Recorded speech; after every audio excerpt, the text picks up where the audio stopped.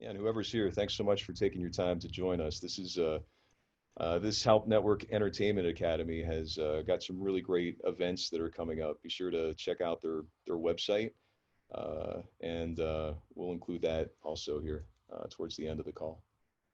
So we're at about a few minutes after 11, so I'd love to get started. What we're going to talk about today here at the Halp Network Entertainment Academy is how blind and low vision audiences watch TV shows and movies.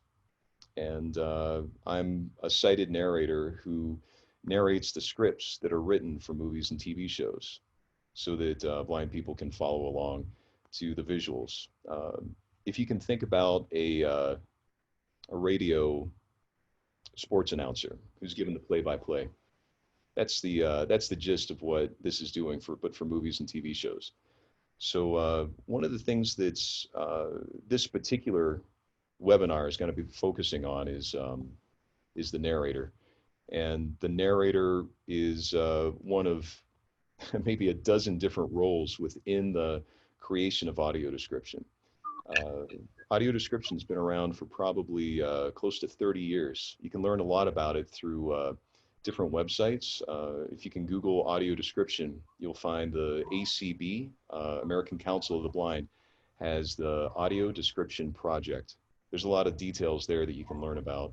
There's also the Visual Made Verbal, which is a book written by Dr. Joel Snyder, and he's kind of like the grandfather of audio description. And he's got a lot of good things that you can learn about the history. And since these 30 years, audio description, thanks to technology and talents like yourself, and also the incredible writing talents and even engineering and mixing talents, have all contributed to make this particular audio track that's included in right now well over 4,000 original TV shows and movies. Uh, these audio description tracks are available. Uh, I can name a few streaming services that have it if you'd ever want to check it out. There's Netflix, there's Disney Plus, there's Hulu, CBS All Access, Amazon Prime, and I know I'm missing some more. There's more streaming services that are seemingly coming out every other week, so keep an eye on those. But with all these streaming services, what's happening is the accessibility for our blind and low vision audiences is starting to happen a lot more often, in the sense that the FCC originally has mandates for broadcast television. Since the FCC doesn't historically cover the streaming services, these companies are opting in and deciding, hey, we want to provide audio description. They're choosing to do that, and that's because of the nearly 30 million blind and low vision Americans, let alone across the world, that want to have access. So what we're going to talk about today, that's just like the gist of the lay of the land, is specifically narration when it comes to audio description. I've had the privilege and pleasure and luck to be able to do over 500 different audio description tracks for blockbusters and different broadcast television shows, as well as a lot of streamers. And the feedback that I'm getting from our audiences has really driven not only my advocacy, but also my the way that I do the narration. And I've really learned a lot from our audience. We're going to introduce to our discussion here Kevin, who is the founder of the Audio Description Discussion on Facebook.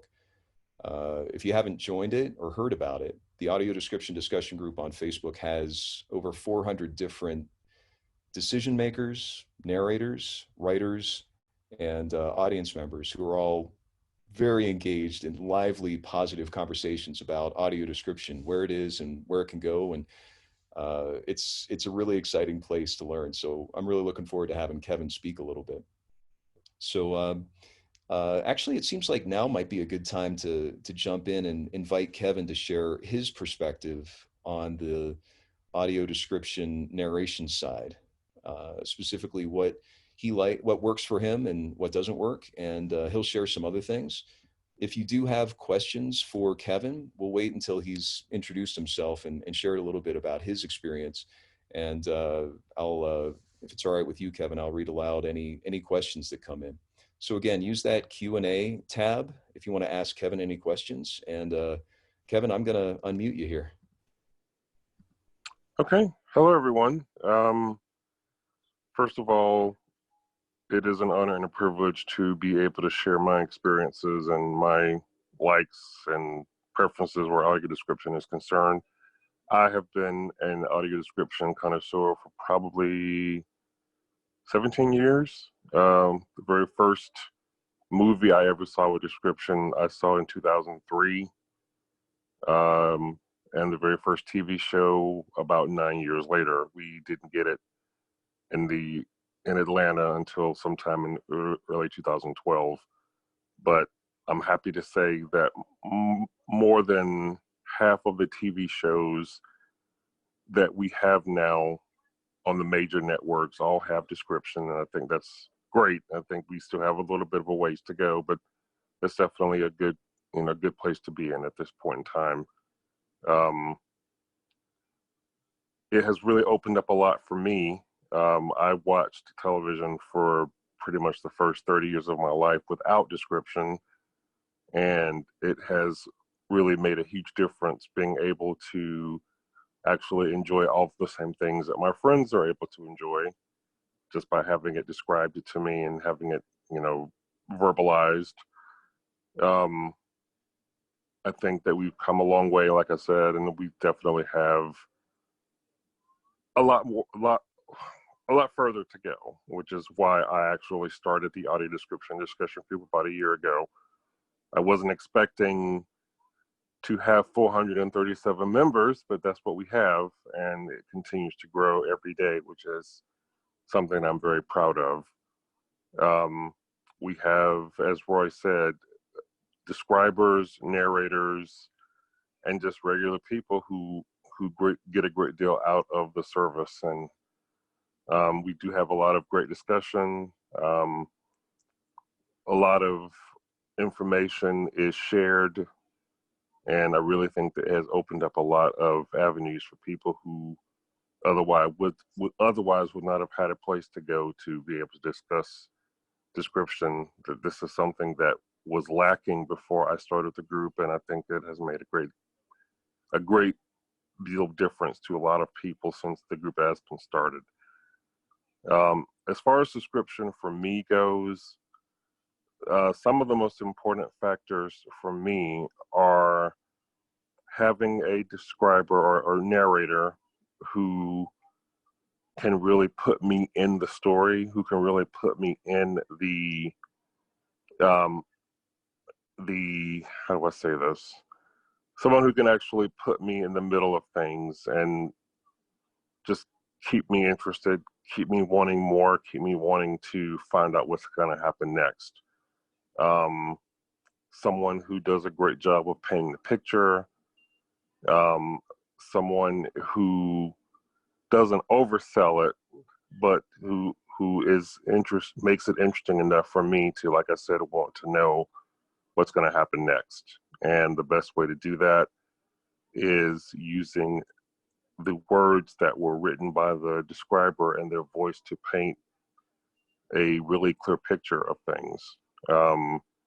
Someone who knows when to make the action sound exciting, when to make it, sad, or whatever the mood calls for. Someone who's able to use their voice to put me in that particular mood. And the better they are at that, then the more involved I'm going to be, the more interested I'm going to be, and the more I'm going to want to know about what's going on. I think that says quite a bit about where I am and what my interests are, what works for me. Any questions at this point from anyone? I'll jump in here, Kevin. Yeah, the question that just came up was from Chip. How involved are you, the narrator, in the script writing for audio description? I'll answer this live here.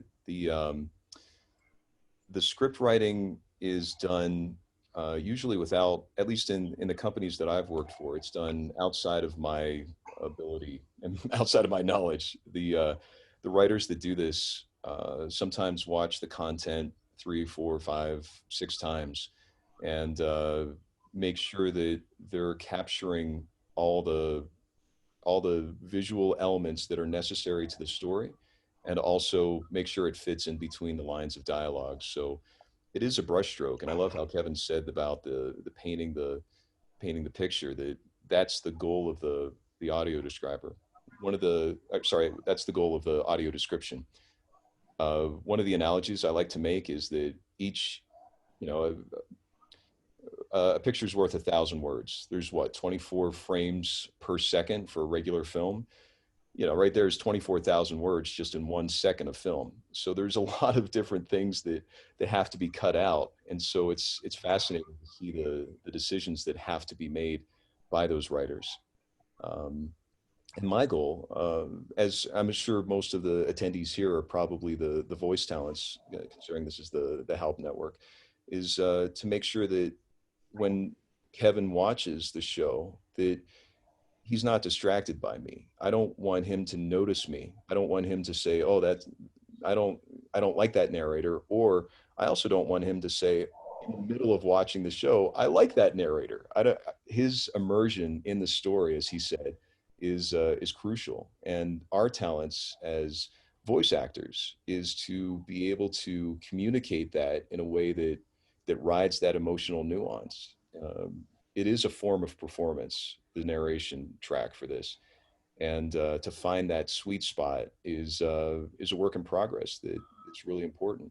And I think as the Help Network Entertainment Academy offers all these great classes on voice performance and voice acting, and as you learn from casting directors and from other directors and other talents, that if you're interested in doing that, that's a great way to learn, is by becoming the best actor you can and use those acting skills within narration. Um, the next question, Kevin, Kat Prentice is asking, could you give some examples of particularly effective movies or shows? Um, as far as movies, um, some of the best description for movies that I've seen were some of the Marvel movies. Um, Spider-Man, Homecoming was really well done. Um,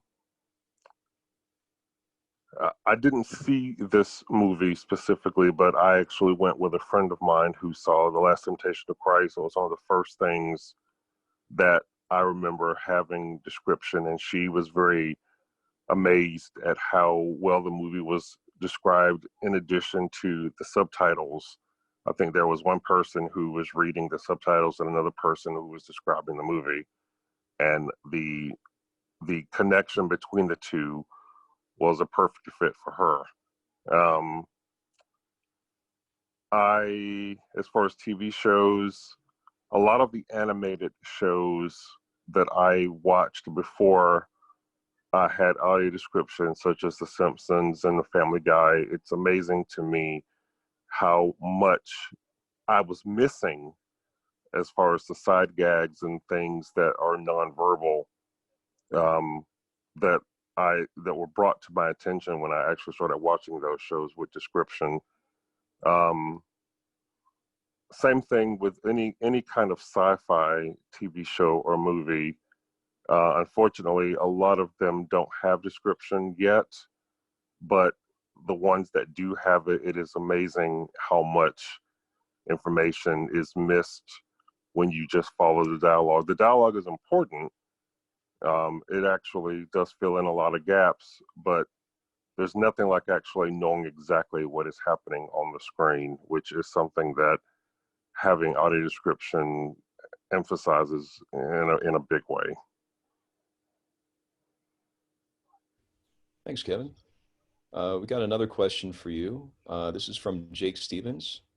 How hard is it to feel like you've heard enough description for action movies where it moves so quickly? That's actually a really good question. And a lot of that has to do with a couple of things. It has to do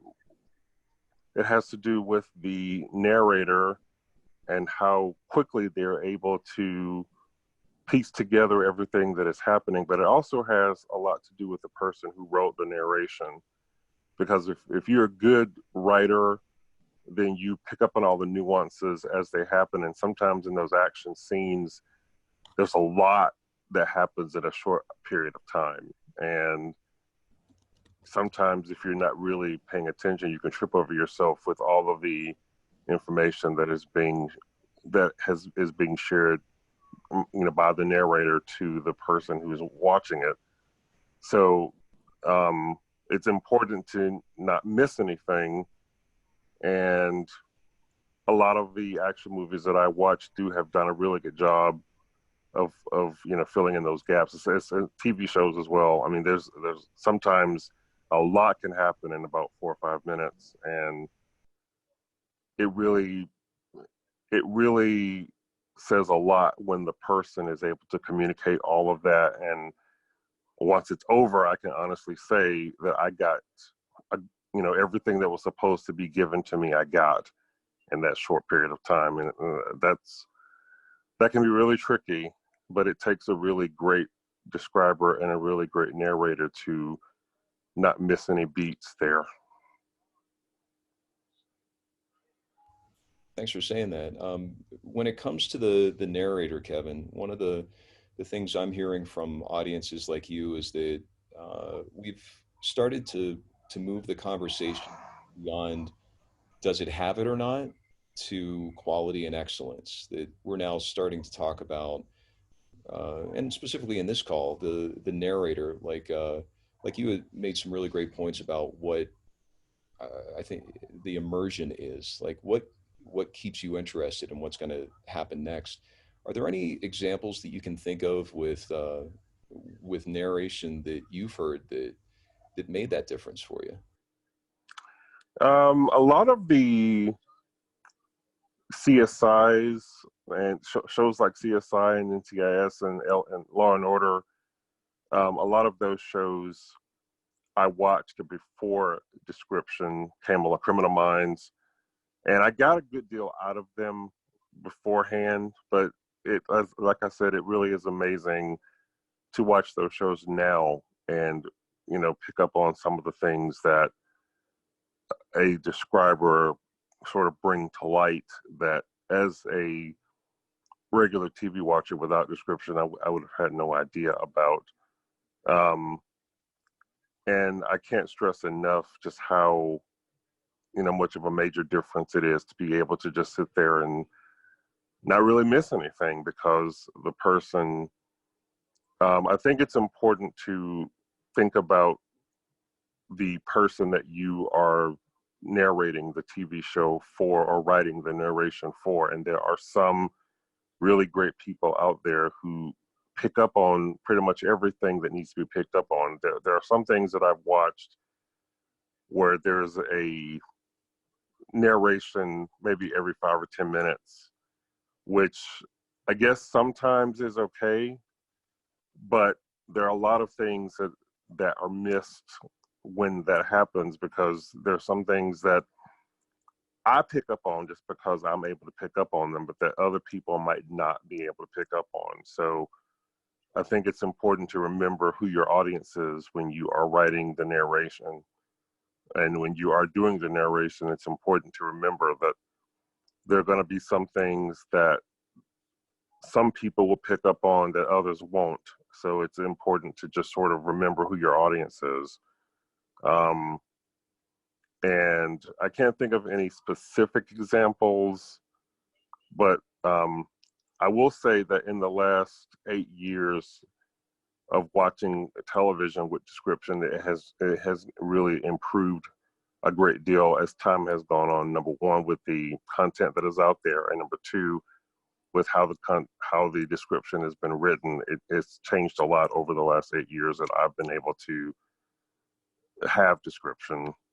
It's very noticeable that people are paying a lot more attention to what is important and what they think is important versus just putting it out there. It's one thing to have descriptions, it's another thing to have quality description.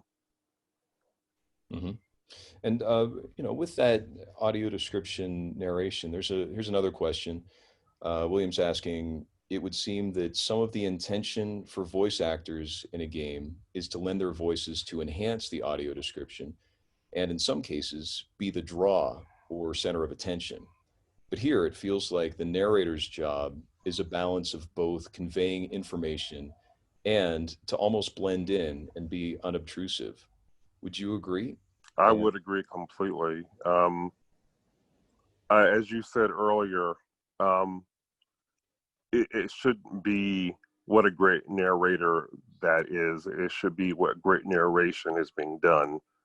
Um, Obviously, I'm going to notice the person who is doing the narration, and there are going to be some instances when the narration is excellent, and some instances when it may not be great, but it's enough to keep me interested. But the most important thing is for me to focus on what I'm being given, not who's giving it to me. yeah, and one of the things that I've used with I mean, even improv training and some of the acting classes I've taken is to focus on intention. Uh, if I'm listening to audio description myself and I'm hearing someone who's allowing me to be engaged, they're talking to me in a way that it sounds like they're sharing something, and it's not condescending. It's not talking down to me. It's not, oh, this, it's not a talk down. It's a sharing that does take intention, and to find those intentions is what most every voice actor understands. I think specifically to answer your question, the that nuance that we're talking about is that I'd imagine on a scale of 1 to 10 that the animation and video game and interactive performances are at a 9 to 10, and a Siri voice, even a conversational Siri voice or Alexa voice, is at maybe a 1 or 2. That where I'm trying to find the balance is somewhere between 5 and 6. In other words, uh, if there's a scene on screen where someone's dying, I'm not going to say she dies in his arms. That's gonna be too much. But at the same time, I'm not going to say that with a smile on my face. That there's a way to do the intention, but not dial down the intention, but the intensity, so that if there's a heartwarming scene, that I'll literally put my hand on my heart and kind of feel the music that's happening in the background, to use every available uh, sense that I have available from the content to inform what the intention is. So that balance really is important. Um, Here's another question from Paula. Uh, I have not seen any auditions for this type of work. Where can we find these opportunities? That's a great question, Paula. The cool thing is that with like we said, over 4,000 pieces of content that are original content that's available with audio description, and with people wanting to be engaged, there's going to be more content here. So the audition opportunities, I think, are best sought out by finding the companies that are providing audio description. One great way is to listen to audio description, and if you listen through the credits, in most cases, you'll hear the companies that are providing it. And in the same way that anyone who's searching for voiceover work, is that they can seek out the opportunities that they feel would be the best fit for them and try to pursue those that direction. So it's uh, uh, it's currently something I've been aware of very few auditions, but that seems to be changing. Another question here. Are there times when a movie has characters with strong accents where the audio description is jolting because it's not in that accent? Should Roy and others try to align their accents with the film? Kevin, do you want to take that? Or Sure. Um, this is actually an issue that has gotten a great deal of attention in the audio description discussion group. And there are varying opinions about that. Me personally, Um, it doesn't really bother me personally when I'm watching a movie or a TV show that has certain accents or dialects, and the person doing the describing or the narration doesn't have that same dialect or accent. For me, the most important thing is actually having the content described. But I can definitely understand the need for someone to have, something that they're watching sort of match what's on the screen or match, the dialect or the accents.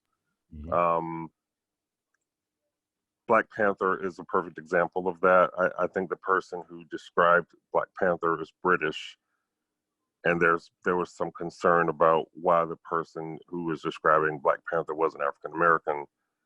And as I said, I think that's something that we can start to address as time goes on. For me personally, like I said, I'm just happy that we have the content being described, because for such a long time we didn't have that, and now that we have it, I think it is important to focus on adding more people from different backgrounds, in as far as narrators go. Um, Hmm. so I think that is something that we definitely can work on as time as we move forward. I'm just glad that we actually have content to work on, because for the long time we didn't have that.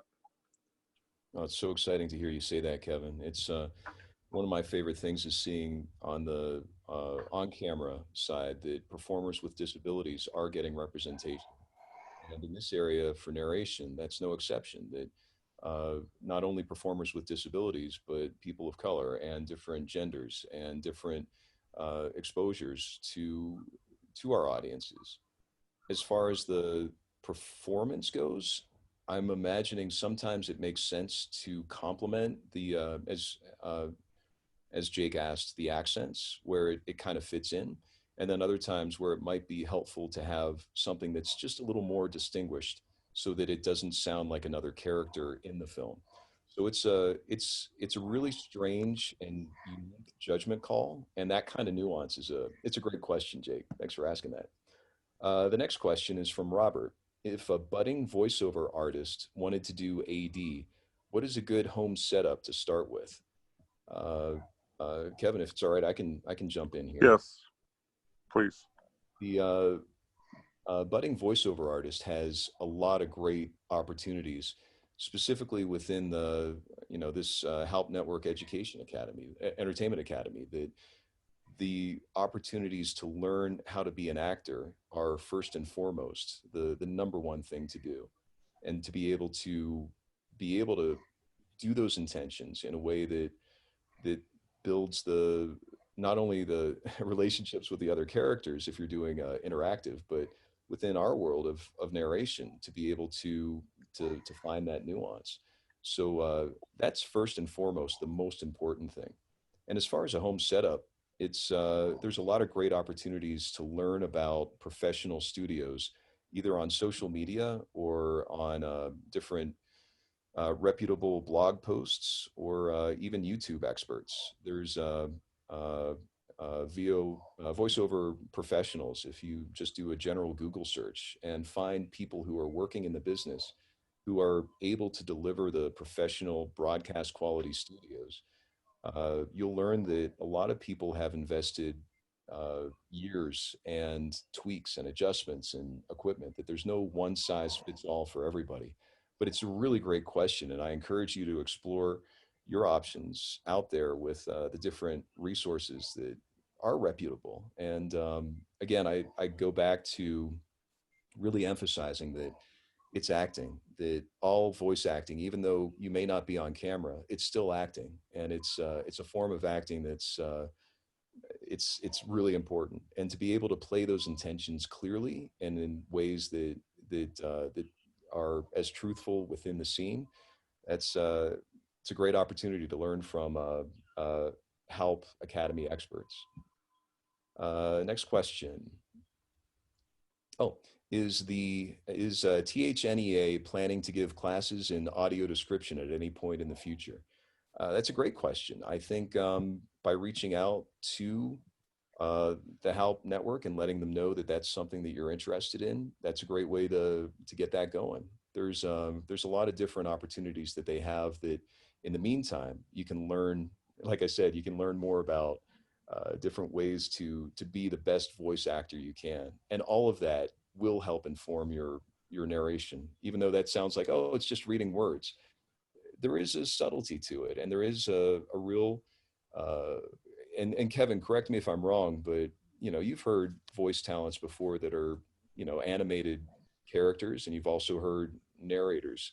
Is there something that you could use to kind of distinguish, or maybe not even distinguish, but say what works for you? Maybe compare and contrast those two different types of narrators. Well, for me, like I said earlier, it's really important for me to not lose sight of the story.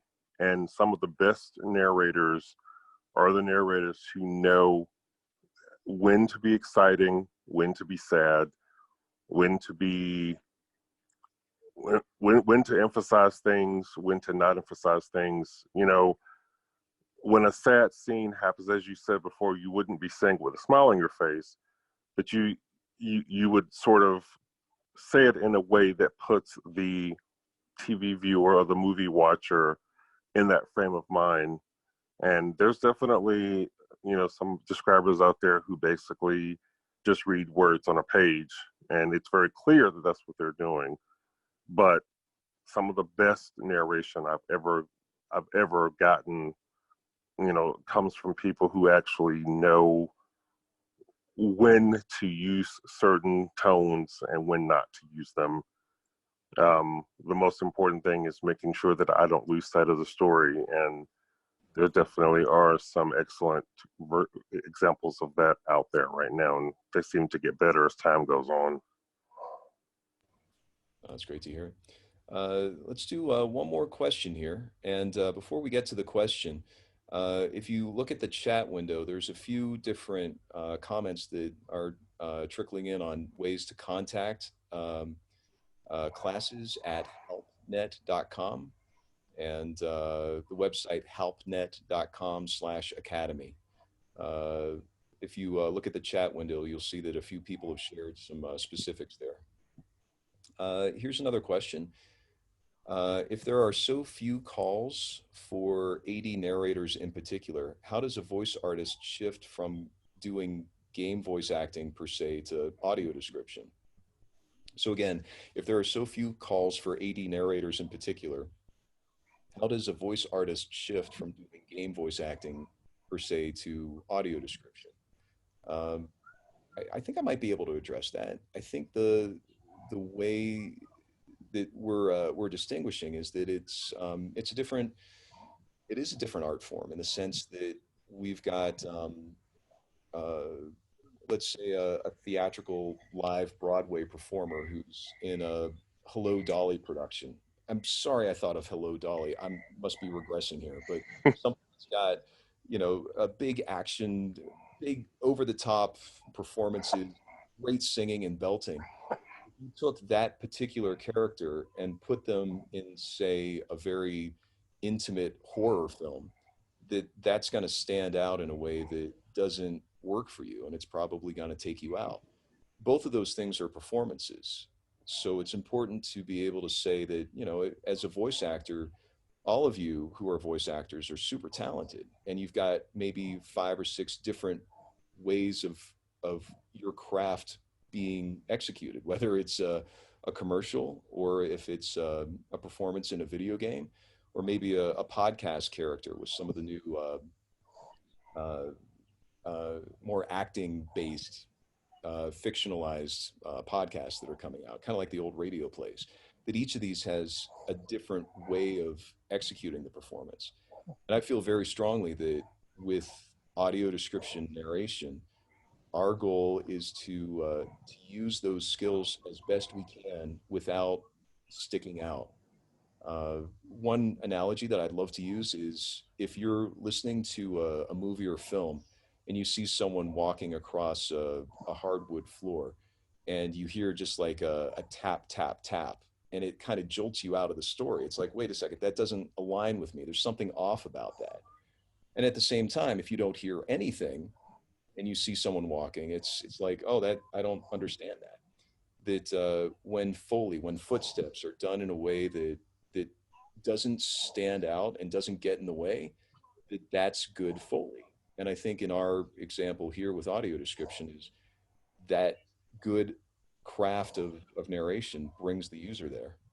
Um, so we've got a few more questions that have come in, and we're at about maybe 40 minutes in. So what I'd like to do is I'll continue for another maybe 5 or 10 minutes. Kevin, you're more than welcome to stay on. There's probably going to be some questions here, but I wanted to thank all of you for joining us. And please look at the chat window for access to the different websites and email addresses to learn more about the Entertainment, Help Network Entertainment Academy. And we're going to keep going, but just wanted to thank you for joining us, and it's been great to get these questions. So here's another question. Do you envision the day when somebody will be honored at Academy Awards with Best Audio Description? Kevin, you want to? Absolutely, absolutely. When that day comes, I think that we will all do cartwheels. There's nothing. I don't think that the world is at the understanding that those of us who utilize description, there's still a lot of people who don't know what it is. There's still a lot of people who don't know why it's necessary. And one of the biggest objectives I had with starting the audio description discussion group was to get that message out there, to make people understand that audio description is something that is just as important as closed captioning. It's not an add-on. It is what we as blind and visually impaired people need to get complete and total enjoyment out of a story. And the day that it is recognized in an award ceremony will be a day that we will all, it will be a day that we all look forward to. It will basically mean that we have accomplished everything that we set out to do. Thanks for saying that, Kevin. Great question. Another question, when you record in AD sessions, are the lines and cues recorded chronologically? Are you expected to be familiar with the content beforehand? I can take this. I think my experience is not across the board, and I'm sure all vendors who provide audio description have their own unique way of providing it. In my experience, the lines and cues are recorded chronologically. I do follow along by listening to the movie or the TV show, and also watch the screen to see what's happening. The script that is the audio description script has time code that shows me where I need to jump in. Sometimes it'll give me the last few sentence or the last few words of a line of dialogue. So that'll be my ready, set, go. There might be a audio cue that I'm listening for, like an explosion or the 3 gunshots, or uh, there's other, there's many different kinds of cues that get that going. And as far as being expected to be familiar with the content beforehand, I think that's on the job. That's the job of the professional narrator to do as much research as possible. These uh, these products are usually done, and thankfully, this is the great news, everyone, that this work is now becoming inclusive in the sense that it's good enough to be released for sighted people, and it's also being simultaneously released for our blind and low vision audiences. That is starting to happen simultaneously, and I applaud every streaming company, every production company, every distribution company that's recognizing the value of including our audiences in that cultural discussion when it comes to these films that everybody's talking about, particularly the big budget ones. So back to your question, when it comes to the content beforehand, it's because of non-disclosure agreements and protecting the content itself. It's unusual for the narrator to get the content specifically ahead of time. So the professional's job, I believe, is to research the content and to understand what the tone is and what's happening in the film with as much context from trailers, from any resource that you can find that can give you the sense of what you're about to be narrating, and also that there is a in many cases you are being directed and you have an engineer. Uh, in some cases you're not, but with the ones that you do, you can trust that the director understands the tone of the scene that you're about to do, or understands here's a twist that's very important that's going to pay off later. That it is a collaboration, and if for some reason you misread a scene, you know, you can stop and the engineer can take it back and do it again. So it's a really great question. Thanks for asking that, Judy. Um, and it looks like we've answered all the questions. This has been so great. I think having, oh, here's something else. All right, as a general rule in AD script, are you describing action as it happens, after it's happened, or just before it happens? Or is it combination dependent upon the content and how the AD fits? Kevin, this is you. Yes, it is. Um, well, for me personally, I prefer knowing just before something happens what's going to happen, only because if you tell me after the fact, it kind of takes me away from the story. So some of the best narration is written to let me know that someone is about to enter a room seconds before they actually enter the room, or someone is about to pull a gun seconds before they pull the gun. I mean, a lot of those things are nuances that I have been able to pick up on just because of the number of years that I have been watching TV and or movies as a blind person. But there's nothing like actually knowing just before it's about to happen. I think that also a personal preference, because I've heard people say that it takes them out of the action when they know before the fact. But I think that it, you know, some of the best narration, you know, it is sort of a middle ground, because there are some times when it's easier for the information to be communicated after it has happened, just because of the amount of dialogue that you might be tripping over or trampling over when you try to give the information in advance. But the most effective narration is a middle ground between the two. Like I said, a lot of what I've shared with you is personal preference. So I think that someone else might have a different opinion, because we're different people, so we're going to think about things differently. But for me, it is definitely a little bit more effective for me and for the story if I know just before it has happened, unless you can't communicate that because you're tripping over dialogue. Mm-hmm. And with that, I think the what I've understood the goal is that imagine being in a movie theater that everyone reacts at the same time to a story. Exactly. So it's kind of hard to, it's hard to get that exactly right, but it makes a little bit more sense when you know just before, because then you can react when everybody else reacts. Mm-hmm. Mm-hmm. Yeah, no spoiler alerts, right? Yeah, exactly. Great. Well, it looks like we've got no open questions here. And again, thanks everyone for being a part of this and for taking your time. And I'd specifically like to thank our illustrious Network Entertainment Academy, specifically Julian Armstrong for all his efforts, and Julia Bianco and Chip Beeman for not only founding the Help Network, but getting the Academy going, and everyone else that's been involved in this. It's a real honor to be surrounded by these not only experts, but really good people. So thanks everybody for being a part of this, and do check the chat windows. Again, I'll give you the websites if I can scroll back here.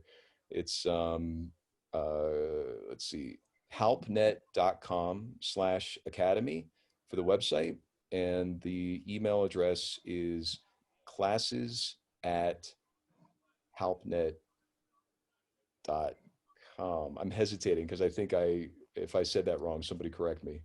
Great, we got that right. So thanks everybody. Real honor to be a part of this, and I guess and Kevin also, of course, thank you for being our special guest. It's been great to hear your perspective and to be able to have you share our perspective with all our voice talents. Do you have anything that you'd like to close with? Just thank you for giving me the opportunity. Thank you for allowing me the chance to educate, someone who may not have known certain things about description. And let's just continue to fight for what we want, fight for what we need, and get the word about audio description out there as much as you can. Thanks a lot, Kevin. And if you want to follow Kevin's group, if you're on Facebook, it's facebook.com/groups/audio description discussion. Audio description discussion is all one word. And just one little postscript. Today is Audio Description Awareness Day, and it's going to be a opportunity to launch the Audio Description Awareness Day Challenge, where you can invite someone who doesn't know about audio description, whether they're sighted or blind or low vision, and virtually share a TV show or movie together. You don't have to watch it at the same time. Make it like a book club, and use the hashtag ADAD challenge to share your experience. And we'd love to follow along on every social media that you're on. And one more thing, don't forget to follow the Help Network on Facebook, Twitter, and Instagram. It's at the Help Network. Again, on Facebook, Twitter, and Instagram, it's at the Help Network. So again, thanks everybody. And I guess we'll call this a wrap. Have a good one.